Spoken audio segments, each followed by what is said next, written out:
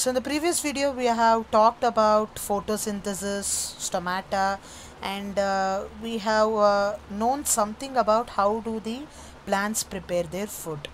So from all this video, from all these lectures, only carbon dioxide, water, sunlight and chlorophyll is not necessary, or it is uh, not only enough for the plants to meet their energy requirements. There are some other things or some other raw materials which are necessary for the plants to build up their body or to meet their energy requirements. Okay, so some materials like nitrogen, phosphorus, magnesium, iron are taken up by the soil. So as you all know that plants grown from the soil, so soil provides this other materials, that is other elements like nitrogen, phosphorus, everything. See, nitrogen is very essential element for the synthesis of proteins and other compounds in the plants. For the synthesis of proteins, nitrogen is very essential for the plants. So nitrogen is taken up by the plant in the form of inorganic nitrates or nitrates. Okay, I repeat once, nitrogen is taken up by the plants in the form of inorganic nitrates and nitrites, or it is taken up as organic compound also, which have been prepared by the bacteria from atmospheric nitrogen. See, you know that the plant will be growing in the soil. Okay, these are all soil. I just draw a rough sketch of the plant. See, in the atmosphere we have nitrogen. When this nitrogen comes to the soil, what happens? No, there will be some bacteria.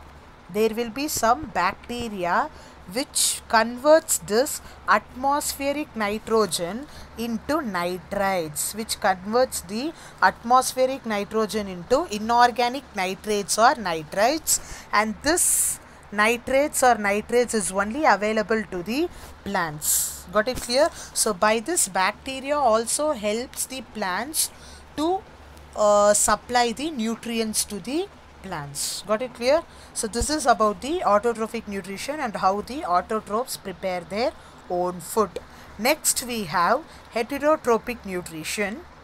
Heterotrophic nutrition means what?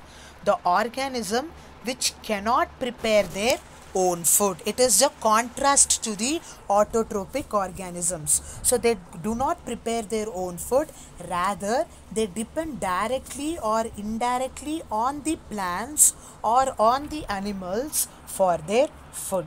Got it clear? So the example of heterotrophic nutrition are all animals and fungi are the example of heterotrophic nutrition, in the sense they do not prepare their own food, they depend on plants and animals. Even animals are also example of autotrophic nutrition.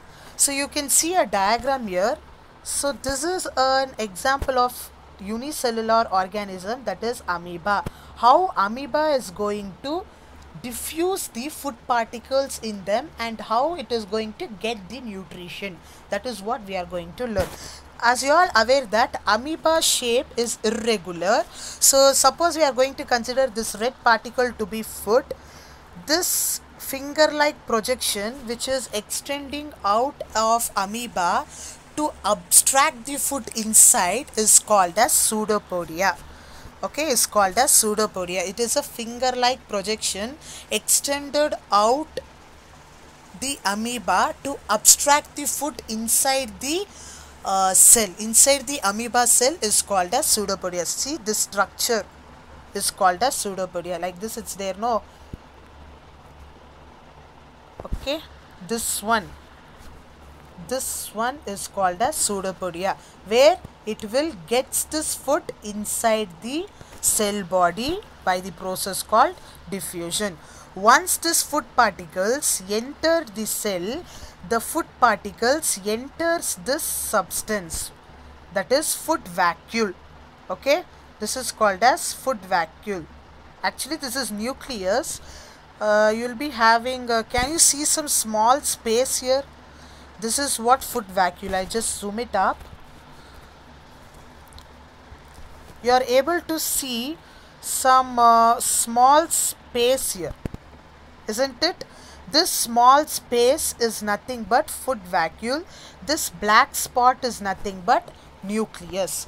So what happens means, once this food is diffused into the cell of the amoeba, it enters into the food vacuole where the digestion takes place, and where suppose if there was an unessential food, then that unessential food will be thrown out through the pseudopodia only. So essential food is also taken inside the pseudopodia, finger-like projection present in the amoeba. Pseudopodia is a finger-like projection present in the pseudopodia, and unessential food is also thrown out through the same pseudopodia only. Okay.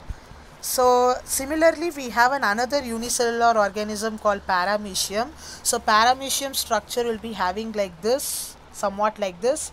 So it will take the food inside through a specific spot.